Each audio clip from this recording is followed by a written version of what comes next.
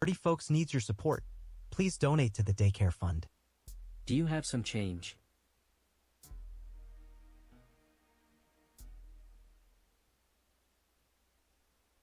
April 13th, 1933. 1933, we were still suffering the Great Depression. People were poor. And that's what Bonnie and Clyde popped on the scene. We're not going to watch this whole doc. I just want to prove a point. So let's go. 1933, and the not-so-notorious yet Bonnie and Clyde and 3 more of the Barrow gang were having a raucous old time at their garage apartment hideout in the neighborhood of Joplin, Missouri. At this time, the gang consisted of Clyde Barrow, his partner in crime and devoted lover Bonnie Parker, Clyde's older brother Buck Barrow, and his wife Blanche Barrow. The last of the gang was a childhood friend of the Barrows, one W.D. Jones. No one knows if he had a girlfriend or wife or just was a sad fifth wheel. For days on end, the quintet of criminals had been chugging liquor, chain-smoking cigarettes, and running card games, much to the chagrin of their neighbors whose peace and quiet had been momentarily spoiled. That day, during yet another long session on the booze, one of the neighbors decided enough is enough and called the Joplin Police Department. The cops, hearing the tales of what was apparently going down in that house, assumed bootleggers were hiding out there. This was, after all, the era of prohibition in the USA. 5 armed police turned up at the hideout and demanded the gang come out with their hands up. But as you'll see throughout this video, acceding to the demands of the cops was certainly not Bonnie and Clyde's style. The gang opened fire, Clyde using his trusty Browning automatic rifle, and the rest of the gang let loose with an arsenal of different weapons. A detective. I'm not going to go through this whole video, but the crazy thing is them boys was having shootouts with the police the whole rip for like 2 years straight. Shooting police, killing sheriffs, killing marshals. Them boys was getting it in, bro, for years. Before we even get there, let's start right here. Of why Bonnie and Clyde was so famous. Apparently, they were famous because Bonnie wanted to be an IG model way before IG existed. There's nothing new under the sun, gentlemen. She wanted to be an IG chick way before IG. She wanted to be the girl that posted herself rolling weed and with stacks of money way back then in the 1930s. Which goes kind of to what Face Fact just said. Yo, toddlers just be waiting for an opportunity for the debauchery that they want to do to become popular. So let's check it out.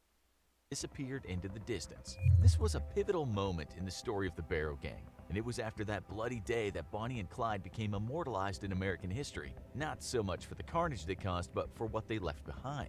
You see, Bonnie was something of an amateur photographer, and she was also fond of writing poems. From a young age, she had fallen in love with the silver screen, and the girl became possessed with celebrity in those early days of the movies. She wrote stories which she starred in and took pictures of herself. Unwittingly, this would in fact make her a celebrity in time.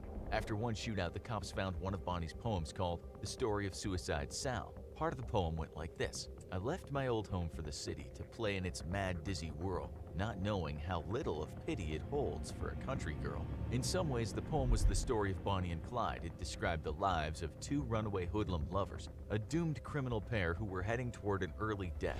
The poem filled the pages of U.S. newspapers, but so did the negatives that were found on a camera that had been left behind at the hideout, and they would become part of America's criminal iconography. One of them showed Bonnie. That is the real, actual Bonnie and Clyde. Her taking pictures with a shotgun to her man's stomach and him just like, yo, that's what's hot in the street. Dressed in black, pointing a shotgun at Clyde's belly. Another shows Bonnie smoking a cigar leaned up against a powerful car. Bonnie didn't smoke cigars, but when those photos were seen by the public, what people saw was a strong woman, a masculine but beautiful lady who had taken life into her own hands. In spite of Let's bring that back. Feminism hero.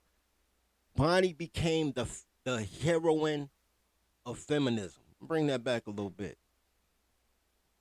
This is why Bonnie and Clyde is so big, because Bonnie and Clyde is a romance story for toddlers. They fool you with the Bonnie and Clyde programming that this is possible, but this is a fantasy for women. It's not a reality. Bonnie lived the dream. What they say, Bonnie walked so so Sukiyana could fly. Bonnie walks so Sukiyana could fly. But heroine. Bonnie didn't smoke cigars, but when those photos were seen by the public, what people saw was a strong woman, a masculine but beautiful lady who had taken life into her own hands. In spite of the bloodshed the pair had caused, much of the American public were in awe of the couple. People started to romanticize crime. To better understand why, here are two more lines from Bonnie's poem. It takes more than lawyers and money when Uncle Sam starts shaking you down.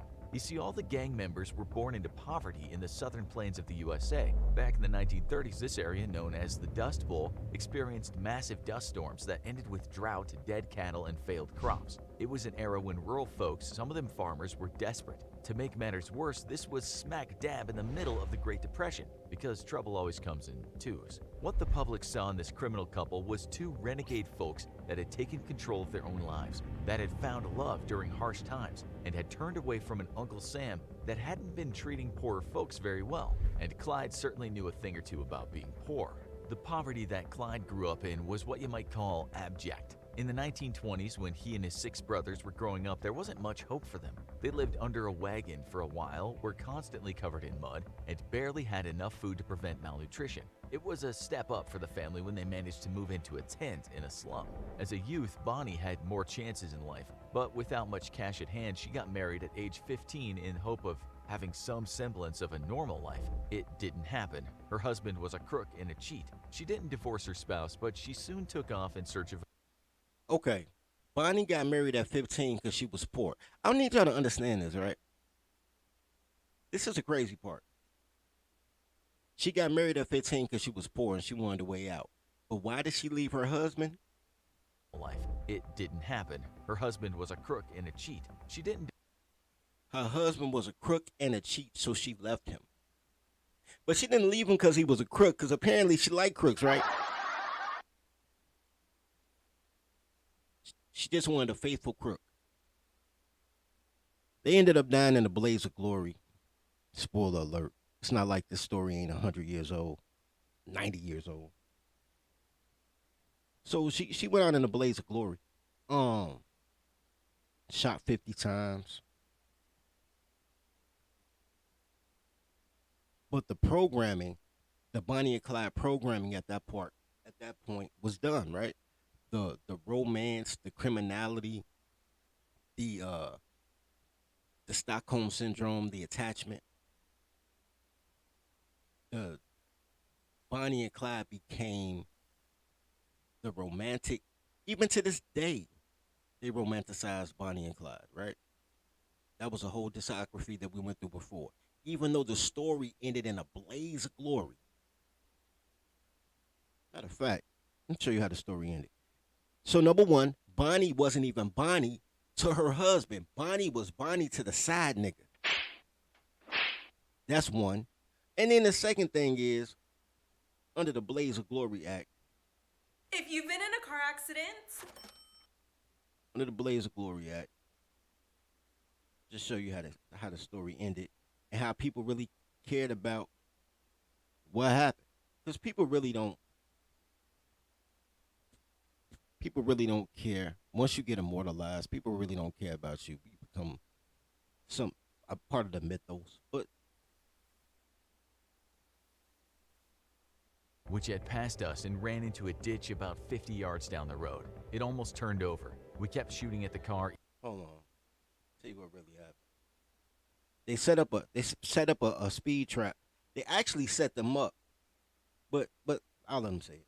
3rd, 1934, Hammer and a posse had set up a roadblock on the Louisiana State Highway. They had learned that Bonnie and Clyde would be traveling down that road to rendezvous at Methvin's father's house. Instead, the cops got old man Methvin, some accounts say by force, and had him wait with his car in the road as if he had broken down.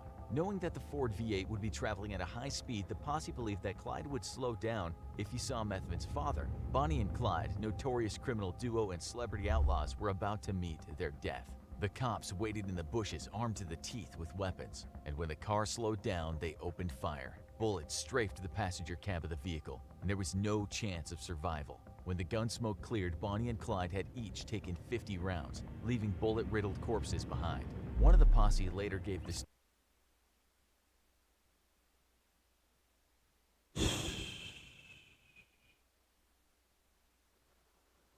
Hey, y'all!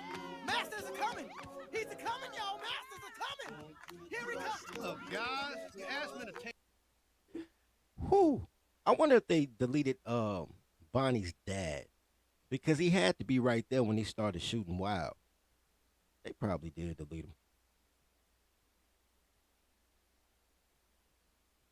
Anywho, the Bonnie and Clyde archetype is so bananas, yo. It's so bananas. Um, it's designed for either couples or men to crash out. Because women don't really crash out. Women just find a new man. But it's designed for either men or couples to crash out. It's the Bonnie and Clyde, the whole I'm gonna find a ride or die chick is it never works. It never really works. Because even when you become successful, you still not with the ride or die chick, right? There are exceptions to the rule, like what's my man name? Where everybody think a Cole ass rapper, but I don't really like. Not J. Cole. What's the other dude? Not J. Cole. Um, damn, dude from Compton, signed to Dr. Dre. I can't think of his name. But anyway, like he's still with his high school sweetheart. He's still posting pictures talking about, man, it feels good to make it with the girl you was broke with. Kendrick Lamar, that's his name. Kendrick Lamar. Every once in a while, it works out, but most times than not. And even with that, she was a supporter. She wasn't really a ride or die. She was a supporter, right? Like he was the one going to the studio. He was the one trying to enhance his career. And she was there, right? Same thing with Ice Cube wife, right? She was a girlfriend while he was, matter of fact, he was already rapping, but he didn't have money. He just had a name because they didn't really make much money during the NWA days. And she rolled out with him. There are cases in which a woman will support your dreams, but that don't make her a Bonnie. That's emotional support. That don't make her a Bonnie. Bonnie is like a motherfucker that actively works toward making sure your success. And normally those people don't work out, right? Normally, either the man or the woman is using the Bonnie and or Clyde as a stepping stone, right? If you a gangster nigga, if you really a hustler, you're using your Bonnie as a stepping stone. You're using Jay-Z is using Foxy Brown for the means to an end.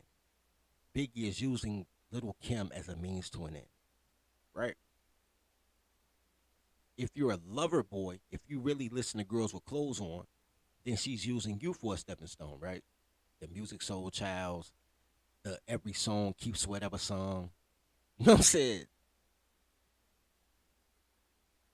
That's more common than it because we live in a trick culture right now. Ever since Lil Wayne said it ain't tricking if you got it, once again a transformation. So you got I'm in love with a stripper on the R&B side for the romantic niggas, then you got it ain't tricking if you got it for the hood niggas, and now we live in a trick culture. Girls are so fucking arrogant that fucking Forbes is talking about you got to pay $200 to take her on a date. Like this bitch is doing bookings.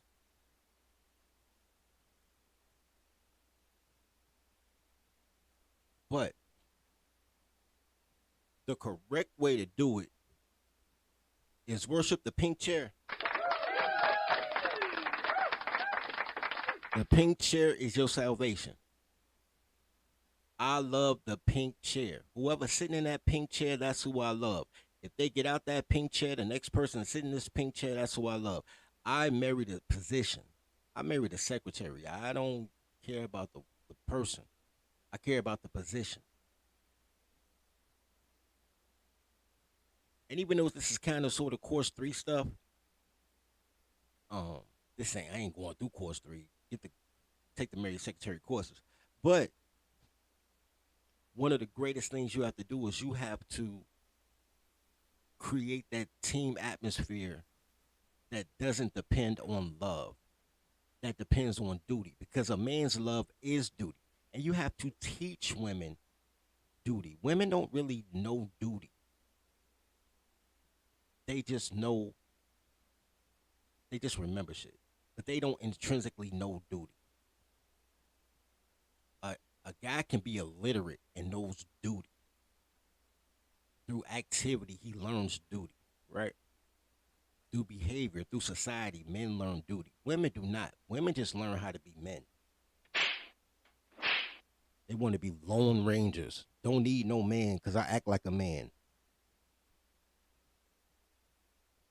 So you have to teach her duty. And a great way to do that is through exercises, right? And creativity. Number 2, truth and lies.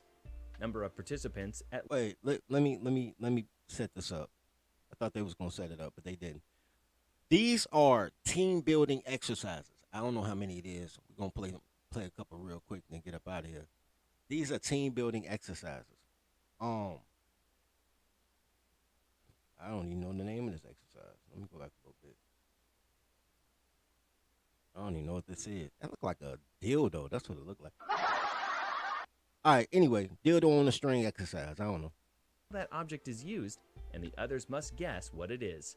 Objective: this inspires individual innovation and creativity. Number 2, truth and lies. Number of participants, at least 5 individuals. Time 10 to 15 minutes. Tools required, none. Rules: everyone should be seated in a circle facing one another. Have each individual come up with 3 facts and 1 realistic lie. Each individual must randomly state the 4 pieces of information, and then the others must guess the lie. Objective: this helps in eliminating snap judgments and provides introverts with an opportunity to share information themselves. Number 3, the barter puzzle. Number of participants, at least 4 small groups. Time, 1 to 2 hours. Tools required, various jigsaw puzzles for all the groups. Rules: form small groups of equal and size and give each group a different but equally different jigsaw puzzle. See which group can complete their jigsaw puzzle first. Some pieces should be mixed into the puzzles of the other groups. Teams should collectively come up with techniques like trading or negotiating to reclaim those pieces. Objective: this will heavily rely on leadership and problem-solving skills. Number 4, the egg drop. Number of participants, at least 2 small groups. Time, 1 to 2 hours. Tools required: assortment of office supplies. Rules: divide everyone into groups of 3 to 5 individuals. Each group should have a raw egg, and the office supplies should be in a pile. In 15 to 30 minutes, they should use supplies like newspapers, tape, rubber bands, and packing material to build a control. I ain't gonna play all that. But here's the thing. The theme is to teach people teamwork. If you want 2 people teamwork exercises, it's stuff like tug of war, or the potato sack race, or the tie your ankles together. What they call it? The 3-legged race. All those are team building exercises. Board games. Things that you have to use dexterity. Not necessarily video games, because that's a competitive thing. Like things that you have to do teamwork in. I guess you could play Call of Duty. Call of Duty, y'all on the same team. But generally speaking, you want to make fun situations where people have to work in a team, because teamwork is not something that's taught, especially in the lower class or with the colors. Black women in general. Black women, I don't care how much money they got, they act like ghetto bitches. Hey, there is no difference between black women. They can have $1 million, they still gonna date a felon. They could be police officers and the CEOs sleeping with the inmates. They just like felons. They not good people. But generally speaking, teamwork. It works with the guys too, but guys normally do activities together, like sports, like go bowling or shoot. Matter of fact, I'm about to do that now. About to go play some darts. You know what I'm saying? Play darts, and guys do camaraderie activities all the time. That's why guys stick together. You know. On that note, now that I think about it, last thing about the camaraderie of guys and women pricing themselves out the market. There's a generation gap. And And it's a natural progression of life when you really think about it. So you have men, let's say over 55. I can almost say 50. And they worship the women. They love the women. Like they will sacrifice their sons to a volcano for a woman who want them to sleep with them. Right? They petty like that. So like the boomers, they all about women. Bobby Womack ass niggas, right? Fuck they brother wife ass niggas. Like pussy is the most important thing in their life, but they don't have no other purpose of life. Then you got the dudes between 30 and 50 who fuck with girls, but girls are the end of your day. Like you grind all day, you hang out with your guys for a minute, you know what I'm saying? You have some personal time to do what you want to do, play on PlayStation or whatever. And then the girl is the end of your day. She's like the last 2 to 4 hours of your day. And then you have the younger guys where the girls are so anti-man or so masculine that the guys just hang out with each other, which to be honest, it seems borderline gay. But it's the progression of feminism, right? It's the progression of feminism. Feminism pushes men away. Like everything progressively goes from sexual freedom, which is what the boomers were relying on, to Generation X growing up in sexual freedom. So it was like nothing, like that's what they supposed to do, to now the aspect of boys need to pay girls for her sexual freedom. And guys are opting out. So now you have a situation like that. And I would love to hear a younger man's opinion of this, but you got this now.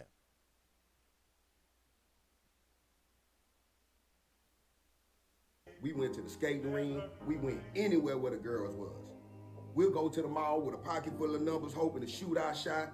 You know, we wanted to be where the girls was. These young dudes nowadays are different. They ain't trying to hang around a bunch of females, man. Every time you see them, it's a group of niggas together.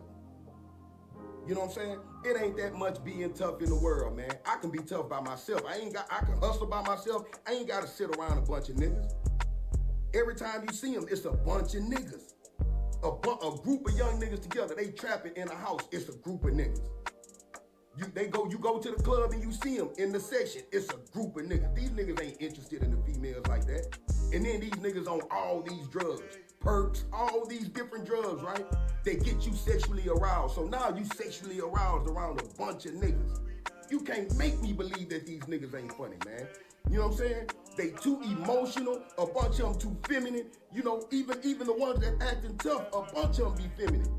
You can't make me believe, man. These dudes don't even want to be around the females, man. One dude that be doing the show asked the young man, he said, hey, if you had a date with your girl and your guys asked you to go out that night, what you doing? He said, man, I'm canceling with my girl. Pay attention, man. Y'all better wake up, man. I get where he going. Toward the end, I can't even agree with what he said at the end. But he kind of is a trick ass nigga though. Don't get it twisted, man. We used to go to the mall and get phone numbers too. But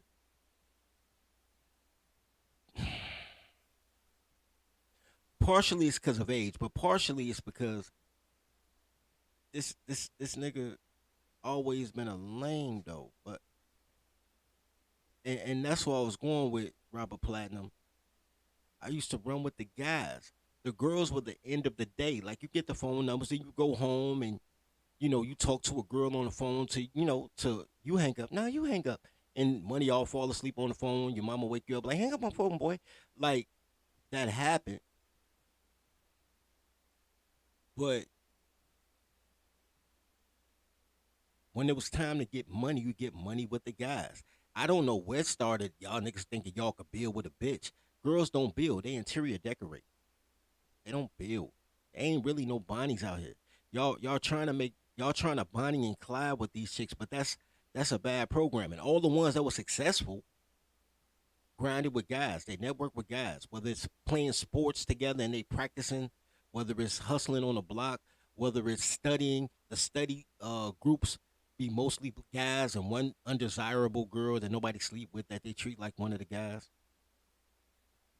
It was always to be successful. Men always networked and operated with other men, regardless what their field of endeavor was. Niggas who be like, I could do everything by myself. That's because that's single mama energy. I don't need nobody else. I gotta use the voice. I got a voice. Hold on. I don't need nobody else. I can do this by myself. But I don't even know how to do this. All right, that might work. All right, so but that mental is not loving your brother as you love yourself. That mental is, man, I will sell out for a bitch. And when you do that, you end up wearing shirts like Hawaiian shirts like this nigga. There is nothing about this nigga that makes me think he's swaggy P. Not the $3 rubber band watch, not the fucking TJ Maxx shirt, not the trucker hat. There's nothing about, and he getting views like a motherfucker, but there's nothing about this nigga that make me think like, yo, he's a man's man. Like he can go out here and be cool in any situation, go to any town and be embraced. I don't see it. Growing up, we went to the mall, we went to the skating ring. So how did if we went to the mall, that means he with his guys, right? We went to, maybe he only had one friend, but have a go. We went to the mall, we went to the skating rink, because men hunt in packs. So all of a sudden, when you were young, you hunted in packs, but now you old and a loner, and now the boys can't hunt in packs.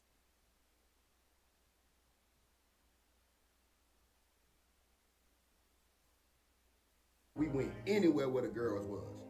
We'll go to the mall with a pocket full of numbers, hoping to shoot our shot. You know, we wanted to be where the girls was. These young dudes now. We wanted to be where the girl.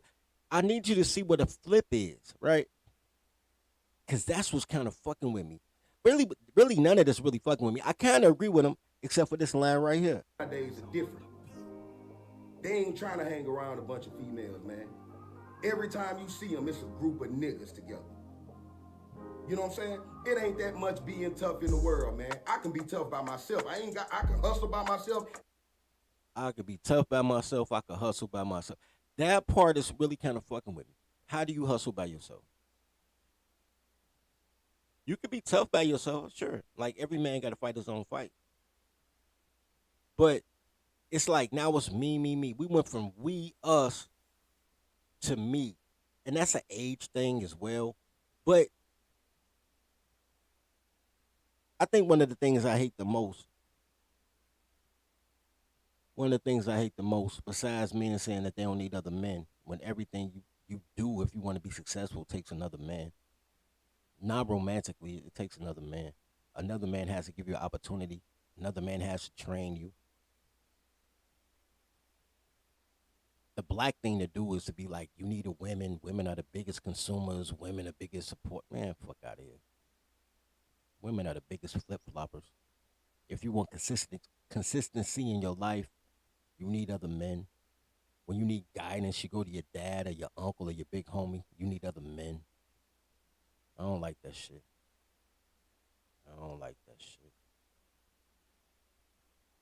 Yo, shout out to Rod, man, for joining the Taco 10, man. Welcome being a member, bro. I'm gonna drop a dime quarter, a whole change purse, a Chuck E. Cheese token. I'm dropping all that shit. Don't give a fuck. Happy, happy, joy, joy, happy, happy, joy, joy. Happy, happy, joy, joy, happy, happy, joy, joy. Happy, happy, joy, joy, happy, happy, joy, joy. Happy, happy, joy, joy, joy. This is what I hate.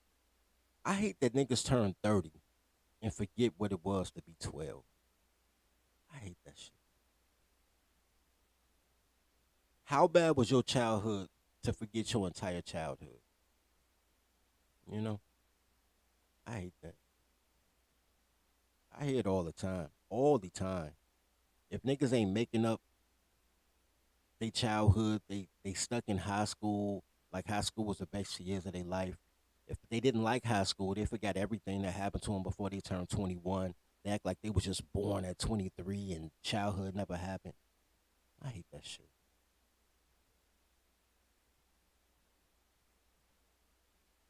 I hate that shit. What up, Papi Nino? I, he's right though about these niggas doing every drug under the sun, and it's not like they not hustling though.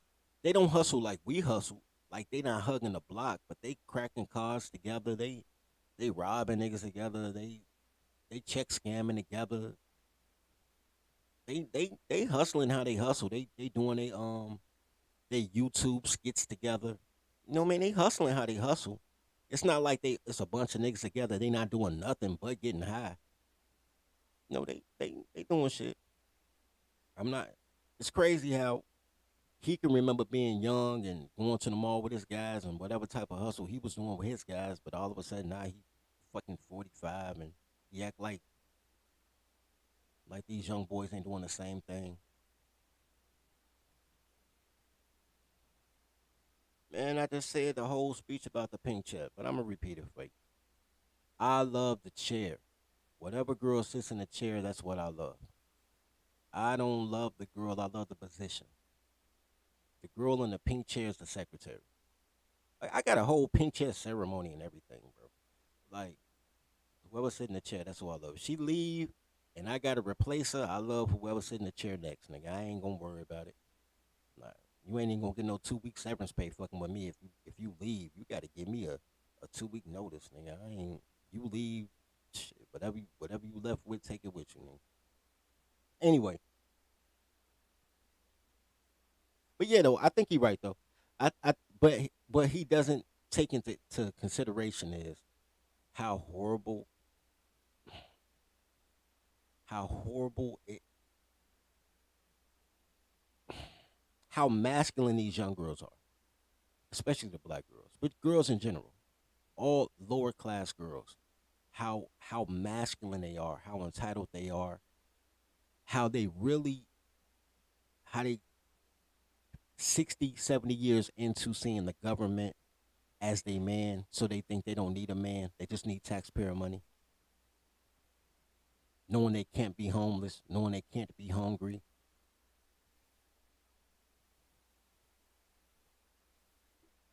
Anyway, so generations they adjust, right? They adjust. I listen to you guys talk all the time about finding a virtuous woman, a virgin woman, all type of dream shit. I come from an era. I was young, nigga, but I remember being a teenager begging niggas to let me go with them in '95 so we can go to Freaknik. I ain't know that was gonna be the last one. I thought it was gonna be the '96 Olympics and the Freaknik was gonna kick back off in '97, but it didn't. But I remember girls busting down. I remember girls trying to, fuck niggas in the music room in high school. You know what I'm saying? Girls got them a man cutting school to fuck niggas with other niggas that's cutting school who mamas, who parents weren't home. I remember that shit, man. Virgins. All right, cool. All right. So now, if I'm talking, shit, I just turned 45. I'm talking 30 years ago. Bitches was busting in, but they was trying to be quiet about it. Like they was busting, but they was like, don't tell nobody. Now you on the point that they telling people like, nigga, I got bodies, nigga. I'm doing like 800 bodies, nigga. I gotta use the voice. I'm doing bodies. I got like 800 bodies on my. Nigga, I'm fucking more than these niggas. Masculine ass chicks, right? So they're adjusting. They're adjusting. Anyway, that's all I got to say about that. I appreciate everybody sliding through. Man, shout out to Robert Platinum for becoming a member. I was gonna do a panel today, but ain't nobody cash at me. So, as always, love each other as you love yourself. Feed the pack. Tribe up. Welcome to the daycare. Welcome to the daycare. Welcome to the daycare. Welcome to the daycare. Stay away from cities with dyke mayors. They spray the pipes major. Don't play with your life, player. Or shake the dice, player. But if you got a quota, then stay away from toddlers. These bitches are fight promoters. Welcome to the daycare. Welcome to the daycare. Welcome to the daycare. Welcome to the daycare. Train your toddler. Please train your toddler. Whippings, timeouts, take her allowance. Cause on slush, she will destroy your life if you allow it.